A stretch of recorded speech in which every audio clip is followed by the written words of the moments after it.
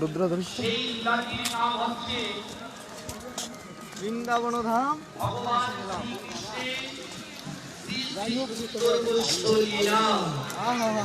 সকালে দেখবেন না এলায় পরে দেখবে অবশ্যই।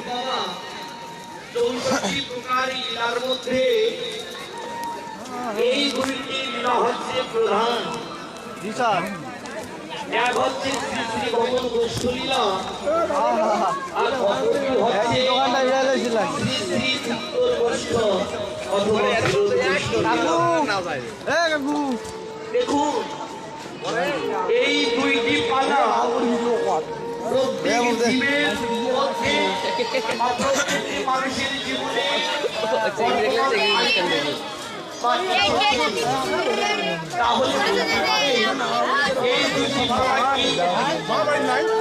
তোমার বাড়ি লাইন আছে এক হচ্ছে ইহ জগতে আসার পালা, আর একটি হচ্ছে ইহ জগৎ সে আমাদের এক হচ্ছে শ্রী শ্রী গমন গোষ্ঠ লীলা,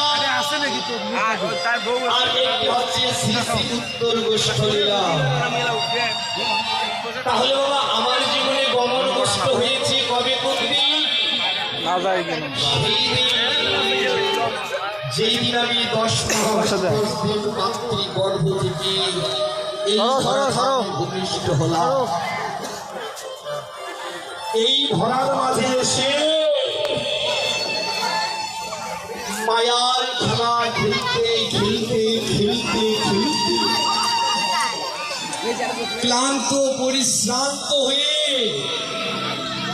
বলছো তোমরা হাড় ভাঙা খাটতে খাটতে খাটতে যেই দিন প্রাণ গোবিন্দের বংশী ধ্বনি আমার নাম ধরে বেজে উঠল, বা পরমেশ্বর ভগবান শ্রীকৃষ্ণের বংশী ধ্বনি আমার নাম ধরে বেজে উঠবে, যেই দিন এই দেহের পোষা পাখি উড়ে গিয়ে ওই ভবনদীর সাথে যেই দিন আমার এমন সুন্দর দেহ খানা বাবা, যেই দিন আমার তুলসী তলায় উত্তর যেদিন আমার আত্মীয় স্বজন বন্ধু বান্ধব বাঁশির দোলনায় বাঁশির দোলনায়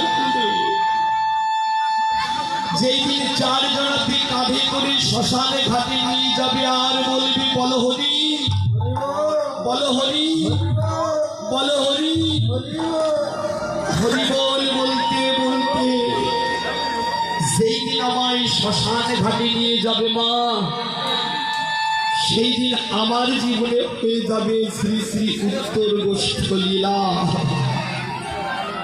তাই বাবা এখন যে লীলাটি স্মরণের বিষয়